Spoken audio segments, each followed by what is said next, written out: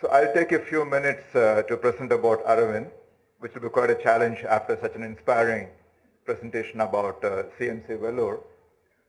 We are a much younger organization, and then I want to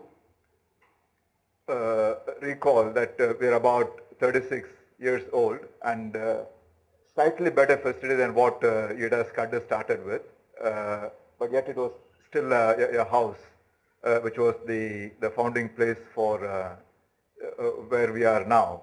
This is a rented building with about 4 bedrooms, which is turned into an 11-bed hospital, and really started as a post-retirement project of Dr. V. And I also want to recall something about this founding team, mainly to recognize that the key people, those who are circled there, they all came from the government. So Dr. V's one and the only job that he had was as a professor of the government system. Dr. Nam and Dr. Nachiyar were also professors in the government system, and Dr. Srinivasan had just done some work in the PHCs. And the other person who is the builder, Mr. Srinivasan, he again had a lot of his business expertise in constructing buildings for the government sector. So in many ways, the foundation for Aravind came from the know-how or the expertise or whatever experience they had in the government sector. I just wanted to again recall that at this juncture. Today, about 3.5 decades later, we are a much larger organization, about 4,000 beds, and then probably around 4,000 employees if you also include the Oro lab. We today have a network of 10 hospitals. The last one came into being exactly a week ago in Udumalpet. We have 6 community eye clinics and a number of primary eye care centers. I'll go into the detail of them as I move along. And then we also started a process of managing hospitals, which we have kind of scaled back. We have 2 hospitals that still technically we are still in that list. So in terms of how much volume of work that we do, this is a snapshot for last year. In the hospital, we saw about 23 lakh patients. During the outreach, we saw about another 5 lakh something. So totally about 28 lakh patient visits were handled between the outreach and the hospitals. So in terms of surgical procedures, about 3.5 lakh procedures were done. About little less than half of them on the paying side and the rest on the free or subsidized side. And we did a total of about 2,800 outreach initiatives, including 550 schools that were covered during the year. So this is for a year. And then this is a typical day at Aravind. Now across the system, we'll be doing about 1,000 to 1,500 surgeries that will happen each day. About 7,000 patients seen in the hospital. Few outreach camps, in which again we would have seen about 1,000 to 1,500 patients. Number of telemedicine consultations with the primary eye care centers and a lot of training activities as well. So this is a typical day in our system. So now I just want to spend a little time walking you through the journey that we travel. And again, I want to certainly confess that what I'm saying is completely in hindsight. Now, in the sense, this is looking back and figuring out how it really happened. So looking back, we recognize that we had a few building blocks that our founder really focused on, very much like Padma mentioned about CMC, a value system, which really had a focus on the mission, and then also becoming an efficient delivery system. And then obviously one had to constantly innovate because we are living in a country where we don't have all that we need. We're always in need of resources. So the focus on vision was that even though these words were not there on day one, down the line we realized that we are really working towards eliminating needless blindness, and obviously we didn't put any boundaries Tamil Nadu or hospital or Madurai. So that was kind of left open, and there was been a very, very strong focus on that, which is why we didn't become a medical college or a ENT specialty, even though we had a lot of pressure and funding promises towards that direction. Bit on the value system, I would like, I think this comes out very well hearing it from the words of the founder.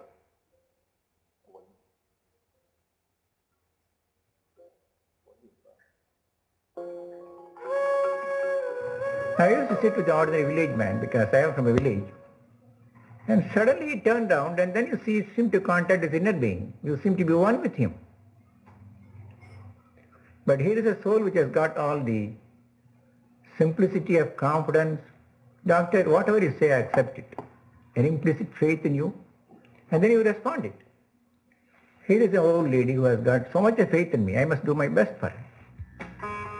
When we grow in spiritual consciousness, we identify ourselves with all that is in the world. So there is no exploitation. It is ourselves we are helping. It is ourselves we are healing.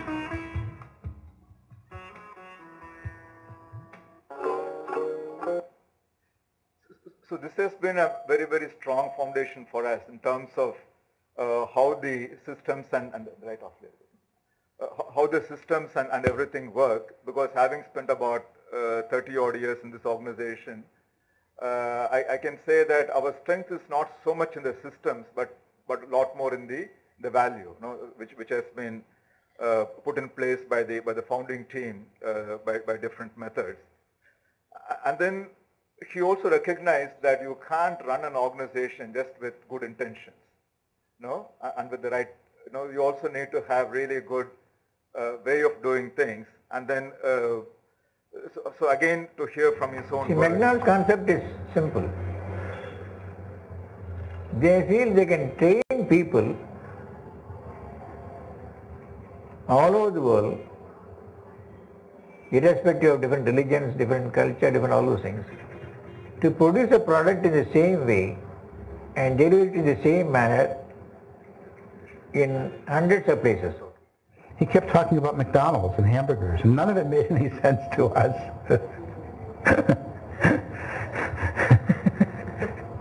He wanted to create a franchise, a mechanism of delivery of eye care with the efficiency of McDonald's. Supposing I am able to produce eye care techniques, methods and all those things the same way and make it available in every corner of the world, the problem of blindness is gone.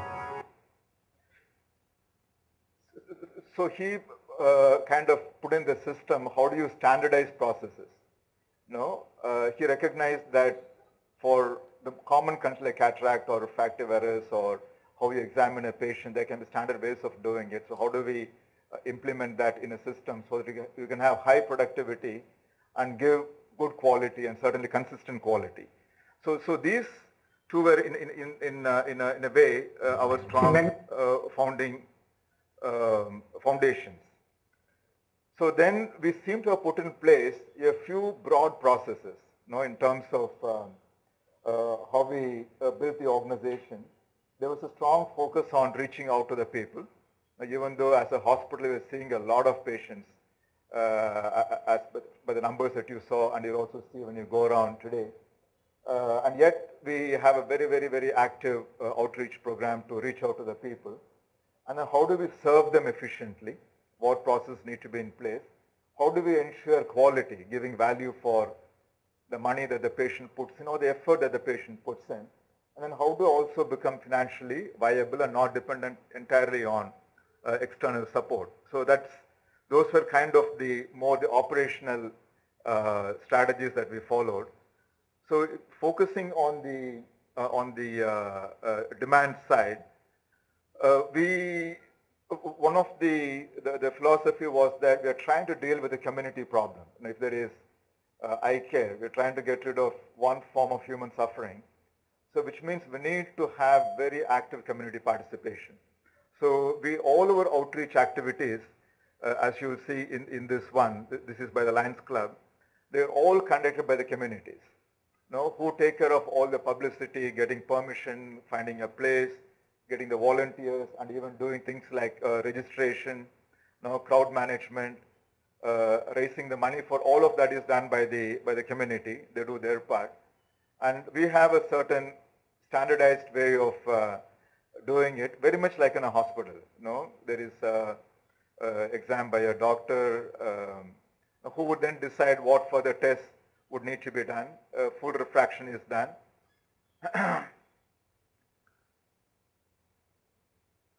They check for glaucoma and for any fundus pathologies, and then a final decision is made. And if they need glasses, the same is made available right at the campsite.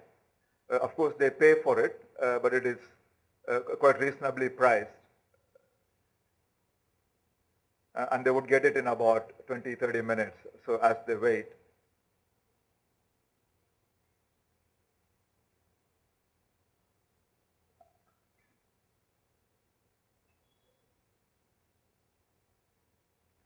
And those requiring surgery are counseled, and then there are buses that are pre-arranged. They are brought to the hospital. These camps, though they are very efficient, see a large number of people. Like last year was almost 5.5 lakh people. We recognize that it is not reaching everybody who needs eye care. And in fact, we did a study which demonstrated that a single eye camp seems to attract only about 7% of those in need of eye care. We're talking about people living within about a 3-kilometer radius of where you held the eye camp. That's how the study was done. So recognizing this, one of the first innovation that we did was we need to put up a center where you could have presence throughout the year in the rural areas. And obviously the doctors will not go there, so we staff them by technicians who are trained to provide comprehensive eye exam. And then each patient receives a complete eye exam. They walk into the center, they are registered, they get a full eye exam. All the findings are, the technician does an April Nation tonometry, slit lamp exam, and if required, they would do some fundus imaging. And then every patient gets a consultation with an ophthalmologist who is in the base hospital. So in a day, we do about 600 consultations across the 40 odd vision centers. And the same way, they would get the glasses right there, or if there is a medicine prescribed by the doctor, again that is dispensed by the technician at the same place. So they get the complete care at the vision center itself. And then we today have about 40 vision centers covering close to 3 million people. Totally we handled about 8 lakh visits. Each year we do about 2 lakh patients come there each year. And then what we have found is that this elusive universal coverage, universal access seems to be happening in this format. So the vision centers which have been there about 3 years or more have actually registered what we estimate to be over 90% of those who need eye care. Conditions like diabetic retinopathy, which in a way is like finding a needle in a haystack because of its rare condition. So here we have mobile vans or facilities in diabetic clinics where image is taken and sent to the base hospital, where it is graded and the report is sent back, which gets printed in the local site, the remote site, and then the patient is counseled appropriately as to what needs to happen. So which means that the whole idea is how you can give the complete treatment cycle on one visit wherever the patient is, without unnecessarily having them to come to the site. And then you will see in a number of cases all done with technicians on the remote end. So the impact of all this has been in terms of increased awareness and more patients coming in. So a lot of the volume coming to the hospital we would actually attribute to the active outreach activities. And having done this, we had to kind of make sure that the patients receive efficient care with the shortest possible time. And this is something which I think all of us practice in India, so this is nothing new. But I just want to highlight that by balancing, supporting a surgeon, with 2 tables, adequate support staff, number of instruments, the productivity quadruples. So the same surgeon can do 5, 6, 7 surgeries per hour, making them a lot more efficient. And we have taken this learning into a systematically building a workforce within the system. So today we have about almost 2,000 young girls who are doing different functions supporting the ophthalmologists. So in fact, they take care of almost 60% of all the work that happens in the hospital. Anything which is measurement, however advanced it is, it could be a fundus imaging or a ultrasound scan. If all that it does is they have to take a reading, we have trained technicians who do that. And what has happened as an outcome of this is, it has allowed the doctors to focus on activities where they are uniquely trained to perform. Surgery, make the decision on the diagnosis, so they are become very productive. And then overall the quality is increased tremendously, because whether it's the doctors or the nurses, they are doing a few things for which they are specifically trained. And then as a byproduct, these young women who are all +2 girls, they also have much better career, and then their own personal lives again become better. And equally important, as we focus on efficiency, we also have to look at quality. You'll have a longer session tomorrow on this. Overall, our outcomes or complication rates are far lower than what you would see in the more advanced countries. But then, to me, the quality is not just about the clinical outcome, but we also have to do other areas, of maintaining patient dignity. So like having transparency in the systems. So how does a poor man access care? Like in our system, we have a very transparent fee structure, which allows the poor people to access care without having to have a lot of hassle. And then finally, in terms of how do we make it affordable when a lot of the patients cannot pay, what we did was we gave a lot of it free, in the sense we have a free section where if a patient goes there, there are no questions asked. They don't pay for the clinical services. And then for those who can pay, we charge them whatever is the local market rates. When you say local market rates, it is not Bombay rates, but Madurai rates, which is even cheaper than what is the Chennai rate. So as an outcome, so these are the financials. Our expenses increased as the time went up.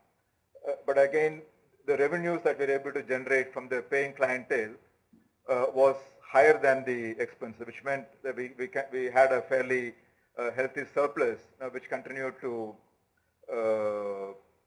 finance all the expansions. So Aravind, as a model, we do get whatever subsidies that the government provides, like anyone else, but we don't do any fundraising or go for donations. Rest of the revenue comes mainly from the paying patients, who are now slowly increasing thanks to the economy and the insurance schemes and all that. So having done all this, we also felt that what Aravind alone does cannot solve the problem. If you have a problem of eliminating needless blindness, we need to go beyond what just Aravind can do. And we did two things, other than training, where we had a lot of people graduating and going out and kind of doing similar things. We also really focused on helping other eye hospitals, many of them in our own backyard. You can see these are the hospitals that were trained from within India, and quite a number outside the country as well. And these hospitals, over a period of time, were able to almost double their output in about 18 months or so, following the intense hand-holding that we did.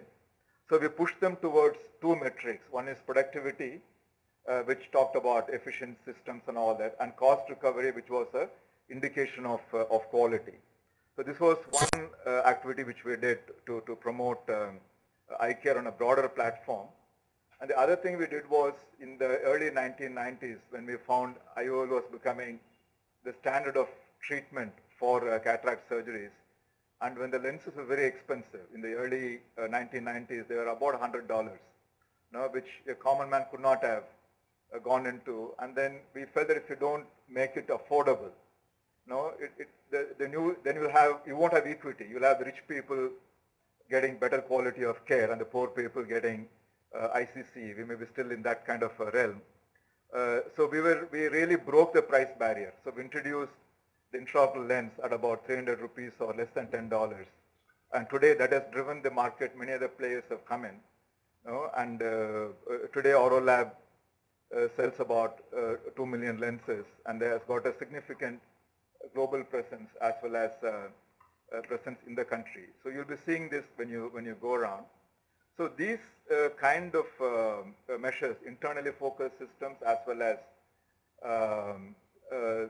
taking care of the larger problem has continued to build our strength and helped us to grow year after year. So we've had a fairly continuous growth. We're growing at about 10% each year on our base of about 3.5 lakh surgeries per year.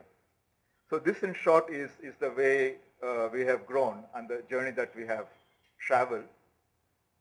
So going by the same format, I'll be happy to take one or two questions, and then we'll have more time at the panel discussion.